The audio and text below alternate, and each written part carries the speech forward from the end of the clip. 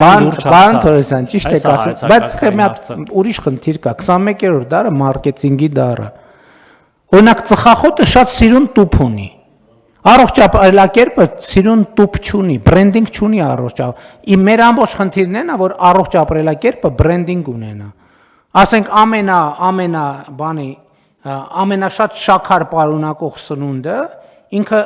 անենց բրենդինգ ունի եւ անենց դիզայն ունի, որ նայում ես ուզում ես բան, այսինքն դու ուզում ես դա, բայց առողջ ապրելակերպը ես էդ եմ ասում, հիմա դուք օգնեցիք, որպեսզի առողջ ապրելակերպը պետքա բրենդինգ ունենա։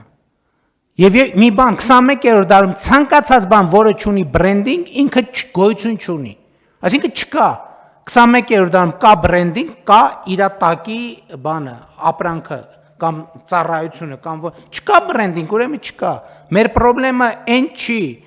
որ վազելու տեղ չկա։ Մեր բրենդինգը այն է, որ մեր խնդրեմն այն է, որ բրենդավորված չի։ Այդ ապրանքը, առողջ ապրելակերպը բրենդավորված չի։ Ընդհակառակը հակառակն է բրենդավորված։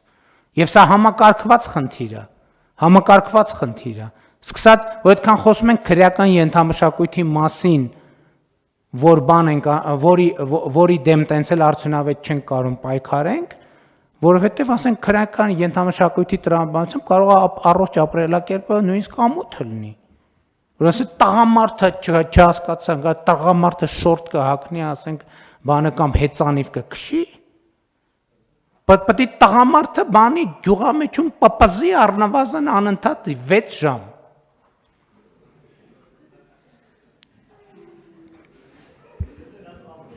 Չէ, ծիծաղում ենք, բայց մենք սրա ազդեցությունը չենք գնահատում։ Գյուղամեջ, իմիջայլոց ասեմ, գյուղամեջ եմ ասում, բայց Երևանի թաղերում հազարավոր գյուղամեջեր կան, տենց։ Եվ մենք պետք է խոսենք սրա մասին, հասկանում եք, մեծագույն խնդիրն է նա, որ մեր իրականության մեջ այս ամեն ինչի մասին խոսալը ընդունված չի, որովհետև խոսալու բաներ կան, որ դրա մասին ոնց կարելի է խոսալ։ Կամ դրա մասին ոնց կարելի է կառավարության մակարդակով, ոնց կարելի է կառավարության նիստին դրա մասին խոսալ։ Կառավարությունը այնտեղն է եւ կառավարության նիստն է, որը ինչի մասին չխոսվեց ստեղ, այդ նշանակում է այդ հարցը չի լուծվելու։ Այդ նշանակում է այդ խնդրեմը շարունակելու է գոյություն ունենալ։ Եվ հետեւաբար այո, ինչ որ ասում եք համաձայն եմ, բայց առողջ ապրելակերպը պարտվում է, որովհետեւ մյուսները իրանց բրենդինգի վրա դնում են միլիարդներ, ֆորմալ եւ ոչ ֆորմալ բրենդինգի վրա դնում են միլիարդներ, առողջ ապրելակերպի բրենդինգը կոտրելու համար դնում են միլիարդներ,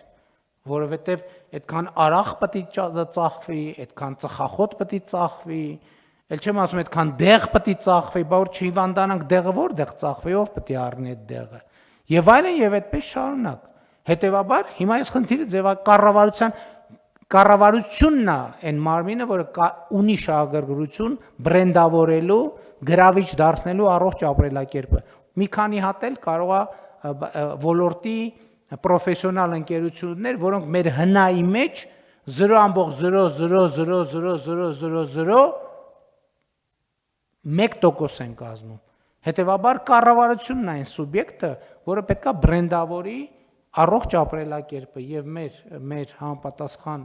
առաջինը ԿԳՄՍ-ն եւ առողջապահության նախարարությունը կառավարության մյուս օղակների հետ։ Եկեք բրենդավորենք առողջ ապրելակերպը։ Հիմա մենք որ վարչապետի գավաթ ենք անում, ինչի համար ենք անում։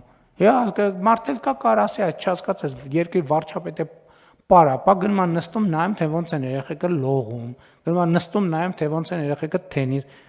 Դա բրենդավորման է բանի մասա, որը մենք հələ շատ նախնական, շատ բան տնայնագործական ենք անում։ Դա պետք է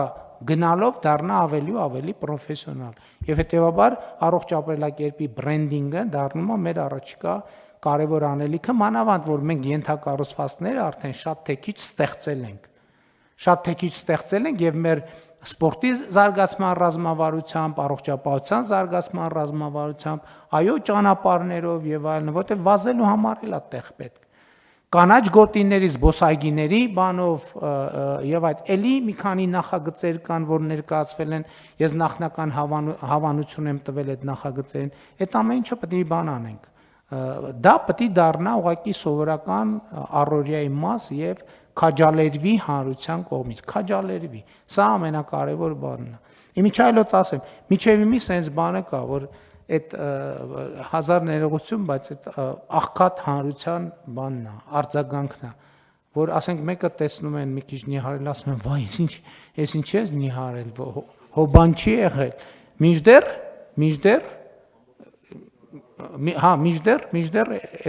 այսօր մարդիկ նախ բանը ավելորդ քաշը գլոբալ պրոբլեմա,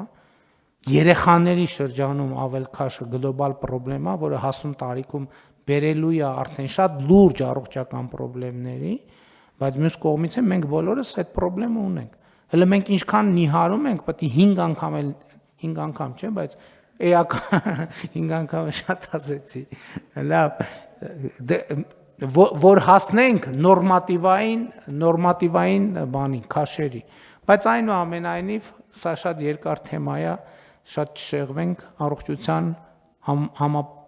համընդհանուր ապահովագրության համակարգի հետ կապված փաթեթն ենք այսօր ընդունում եւ էդ էլ ասեմ, ես ինչքան էլ ասեմ Mercedes Zaporozhets պատրաստ,